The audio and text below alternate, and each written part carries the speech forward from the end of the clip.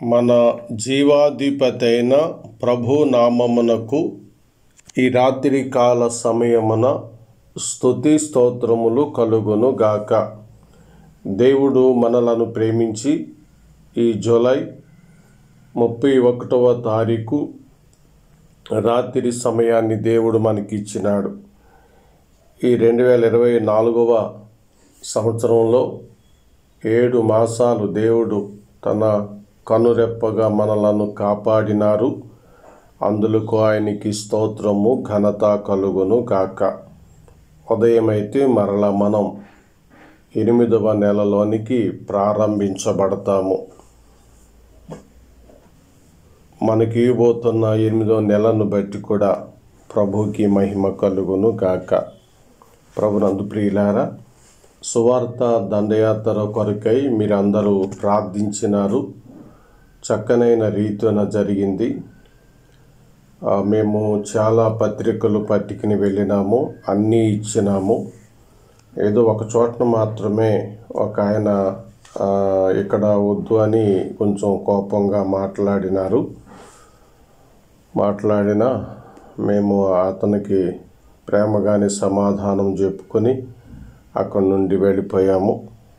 ఎందుకంటే ఎక్కువగా ఏమీ జరగలేదు. దేవుడు తన కృపలో నడిపించినాడు.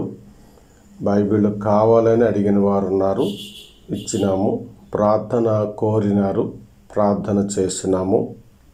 వ్యక్తిగతంగా చాలామందిని కలిసినాము.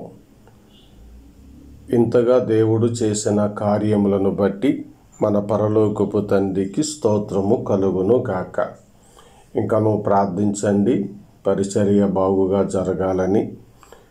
ఆ రోజు నేను ఉదయాన్నే లేచి గబగబా ఉదయకాల ప్రార్థనలో ఒక 3 నిమిషాలు వీడియో పెట్టాను. మీరు విని చాలామంది ప్రార్థించి ప్రభుకి స్తోత్రాలు చెల్లించినారు. అలాగే లైకులు కూడా కొట్టారు. అందును బట్టి నేను సంతోషిస్తూ ఉన్నాను. అలాగే మీరు ఈ పరిచర్య చేస్తుంది నేను ఇక్కడ మాతో ఉన్నవారు, కానీ మీ ప్రార్థన ద్వారా విస్తారంగా జరుగుతుంది. కాబట్టి మీరు ఇంకనూ మా కొరకు ప్రార్థించాలని కోరుతున్నాను. ఈ రాత్రి లూకాసు వార్తలోనే ధనవంతులు అనేటువంటి అంశంలోనే మరలా మీతో మాట్లాడాలని ఆశిస్తున్నాను. మధ్యన కొన్ని దినాలు ఆగిపోయినాము.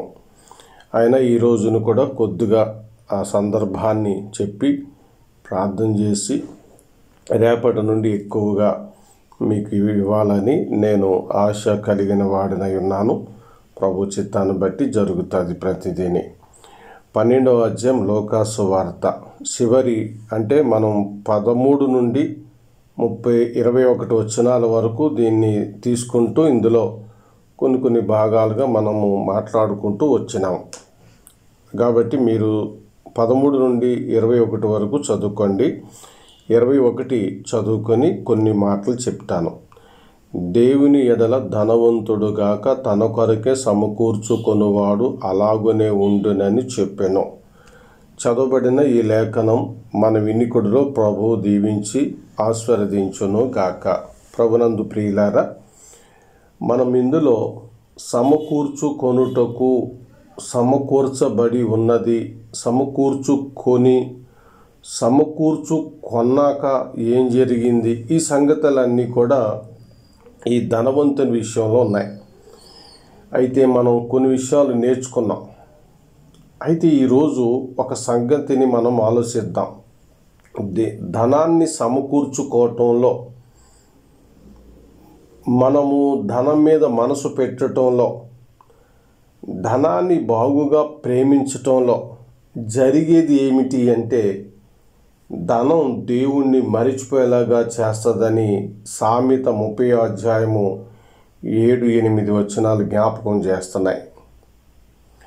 దేవుణ్ణి మరిచిపోయేలాగా చేస్తుంది అంటే ఆ ధనమే మనకు ఒక దేవుడుగా అయిపోతాడని అర్థం.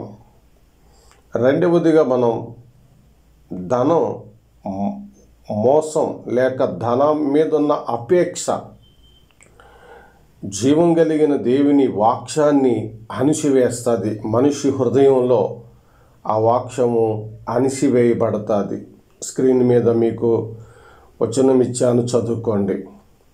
మూడవదిగా మనం చూస్తే ధనాశ గలవారు శోధనలో ఊరిలో ఆటోమేటిక్గా పడిపోతారు. ఎందుకంటే ధనం ఏం చేస్తుందంటే విశ్వాసాన్ని తొలగిస్తుంది. కాబట్టి ధనాన్ని బ్యాలెన్స్ చేయాలి. ధన విషయంలో క్రైస్తవులమైన మనము జాగ్రత్త కలిగి ఉండాలి.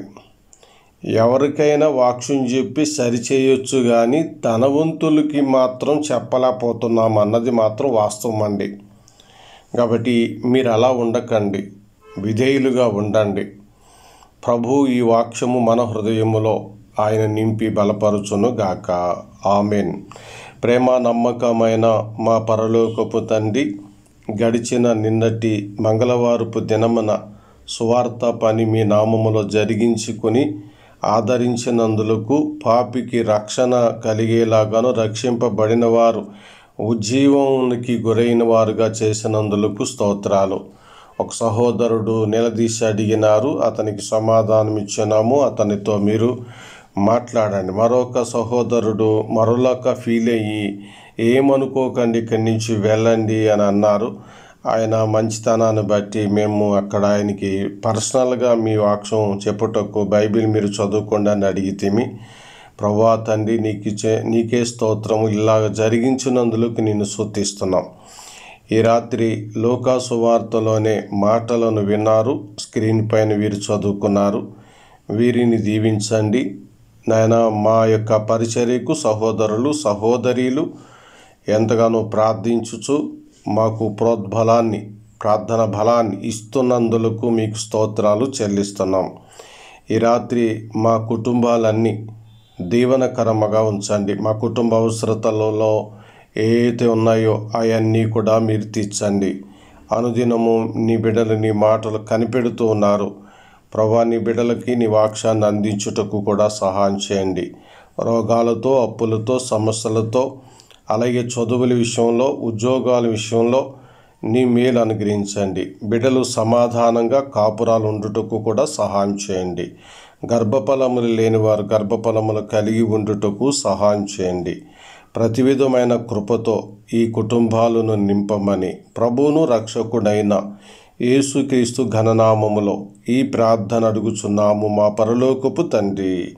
ఆమెన్. మన తండ్రి అయిన దేవుని దయ సదాకాలము మనకు తోడుగా ఉండి నడిపించును గాక. ఆమెన్. అందరికీ గుడ్ నైట్ అండి.